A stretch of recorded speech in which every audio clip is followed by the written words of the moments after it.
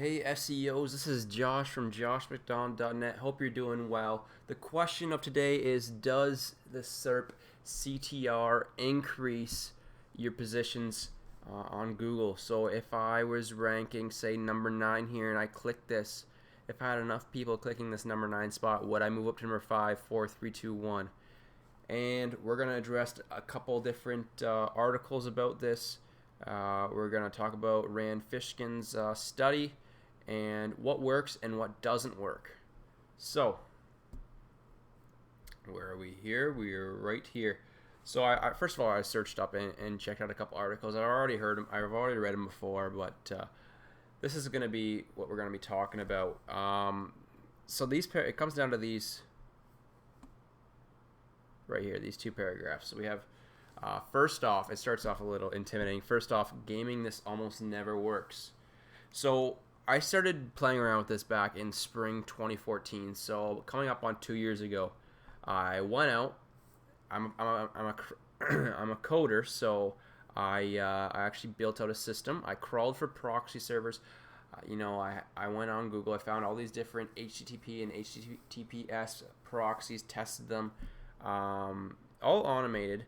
I went ahead and then did market research on what the market research for different browsers, different operating systems, and different screen resolutions.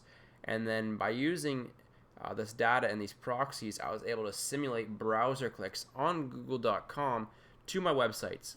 Now the problem with this is, as the first paragraph says, there's a great study published on Search Engine Land. It was called something like click-through rate is not an organic ranking signal, and it's right here. It's quite lengthy, right here.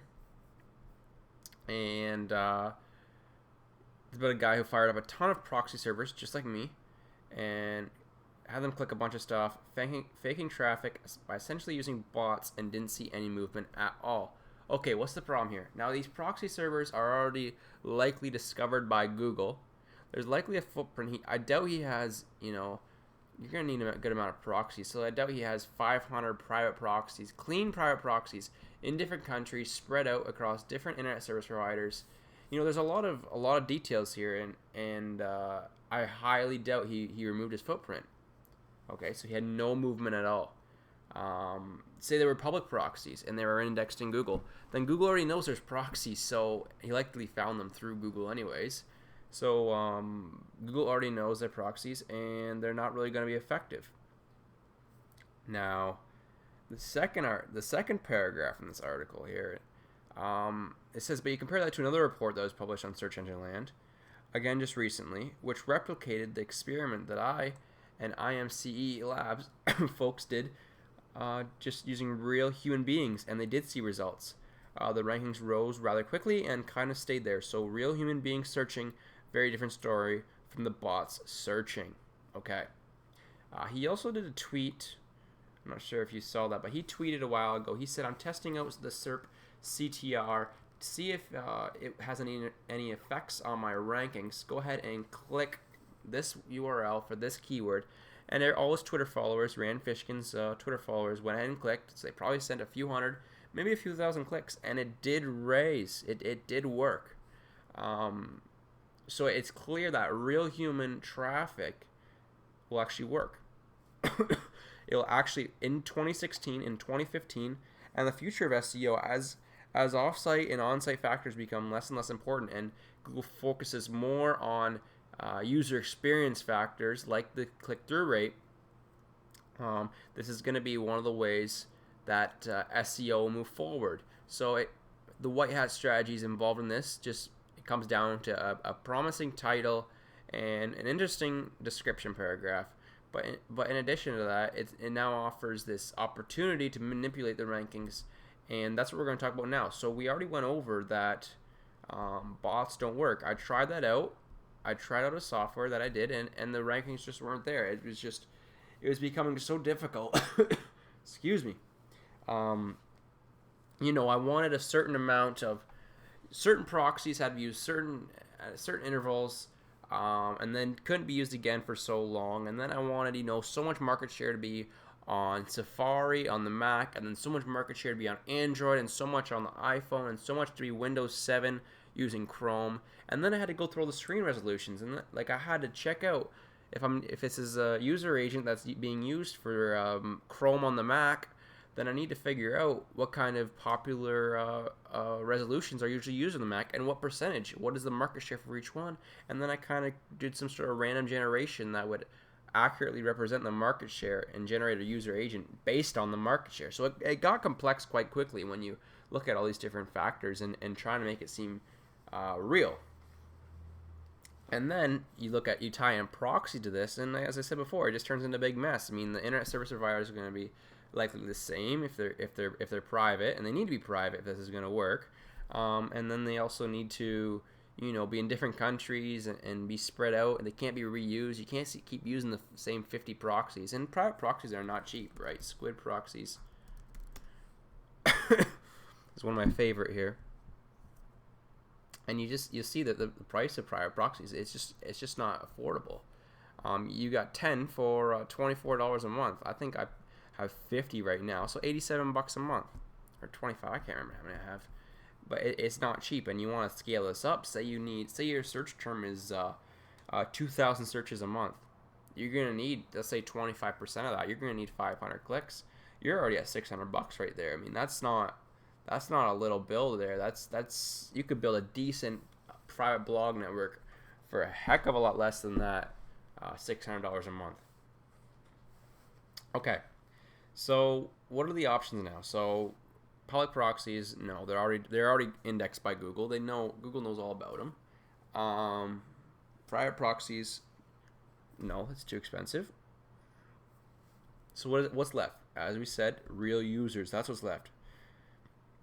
So what if you paid someone? What if you went out and paid a bunch of micro workers? What if you could go out and pay, all of your friends 25 cents to click your website? And what if you could get them to do that, a couple times a week? You have 10 friends, do that a couple times a week. You get a few clicks. What if you could scale that out?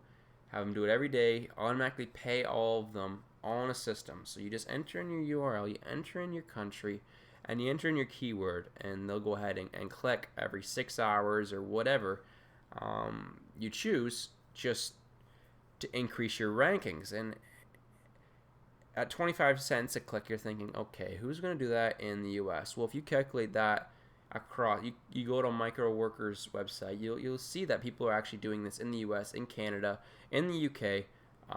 You say you're doing a click every 30 seconds. A click does not take long. You Google, you type in the keyword, you click the result, and you sit there for 30 seconds just so the bounce rate isn't so high, and in case they have Google Analytics installed.